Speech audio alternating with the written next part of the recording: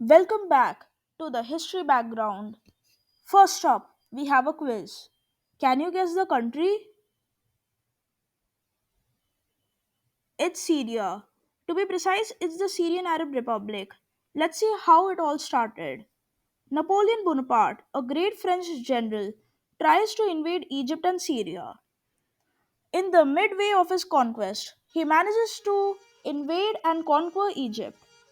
He defeats the Ottomans. He marches on to Syria, however, suffers multiple defeats in the hands of an Anglo Ottoman alliance. He is then defeated in the Battle of Alexandria. Syria is now under Ottoman rule. The Ottomans were very powerful superpowers at that time. However, they made many mistakes and lost Vienna. They were about to conquer Vienna, however, due to some blunders, they made the terrible mistake, and this led to the decline of the Ottoman Empire, as many colonies tried to gain freedom from the empire. They lost Yemen and some parts of Arabia. They also lost Greece, and most of Balkans. They also tried to conquer Tripoli, however, they failed.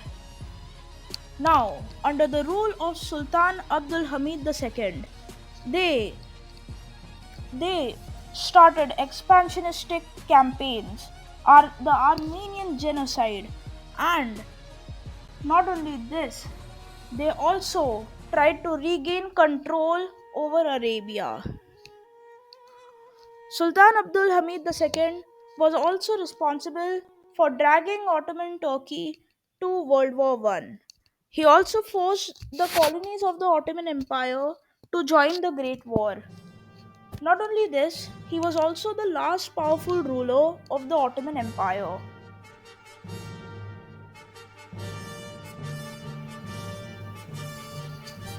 The Ottoman Empire was was fighting in World War One. Not only this, they were also fighting on several fronts in the war. For an instance, the Ottoman forces primarily fought in the Balkans and the Middle East. The Balkans front occurred in Eastern Europe, while the Middle East front involved famous battles such as the Battle of Gallipoli.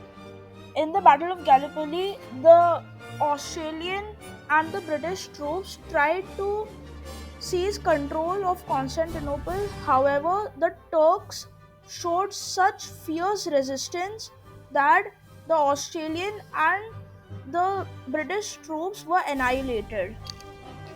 Also, the Ottomans fought in the Caucasus campaign, which was fought in the Armenian highlands east of the Black Sea.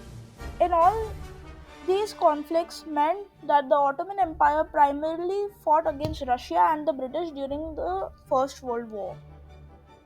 As stated above, the Ottoman Empire forces participated in many battles of the First World War. Some of the significant battles of World War I that the Ottomans participated in included the Caucasus campaign, the Gallipoli campaign, and the Sinai and the Palestinian campaign. However, these battles mostly led to a stalemate, a Ottoman victory, or majorly a British victory.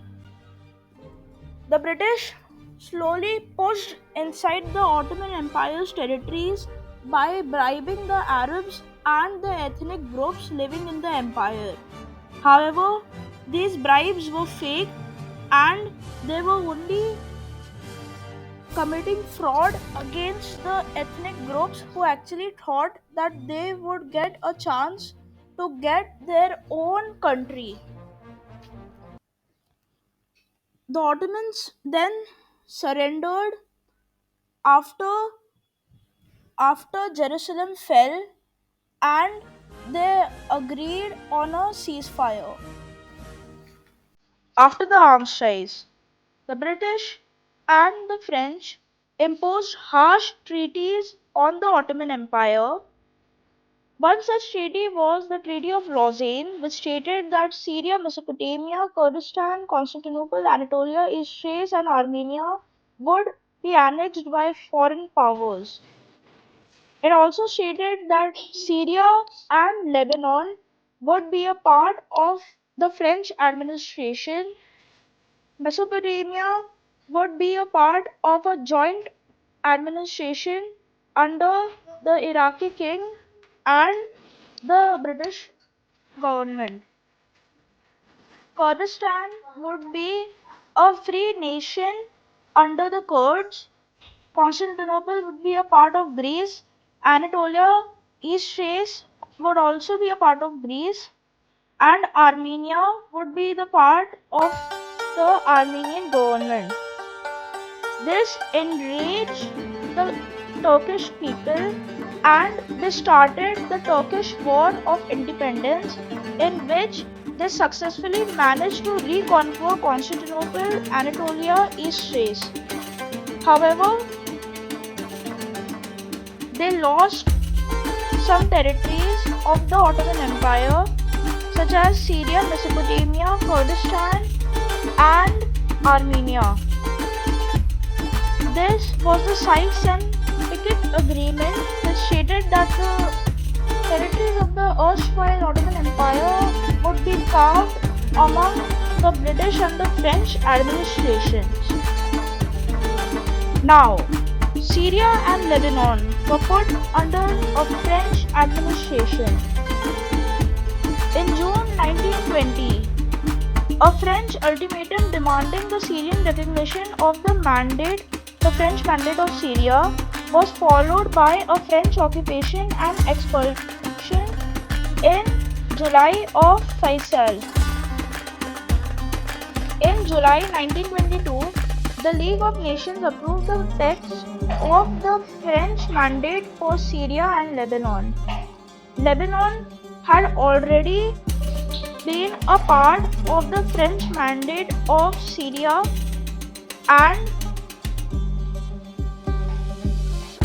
not only this, these two administrations were joined and were in the same occupation of France. However, in the later years, the Syrians and the Lebanese would protest for their rights and would be brutally suppressed by the French. The French would resort to brutal suppression and would kill many Syrians and Lebanese.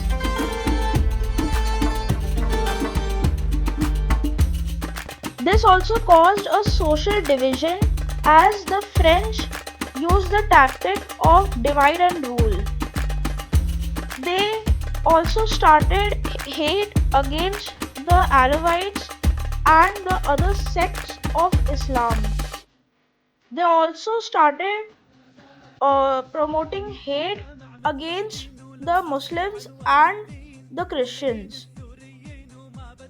This allowed the French government to rule the country by dividing it on the basis of religion. Cities like Damascus and Aleppo developed sites of political activity and resistance. And finally, under the Syrian rebel Sultan al-Atrash, under the Syrian rebel Sultan al-Atrash, the Syrians started the Great Syrian Revolt against the French colonial administration in Syria. He was the one who liberated Syria from French rule. Now, Syria was an independent country.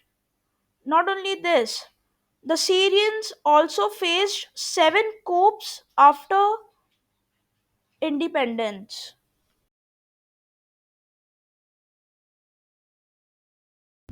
Like and subscribe for this video, and subscribe and follow History Matters on YouTube, and stay tuned for part 2 of this video.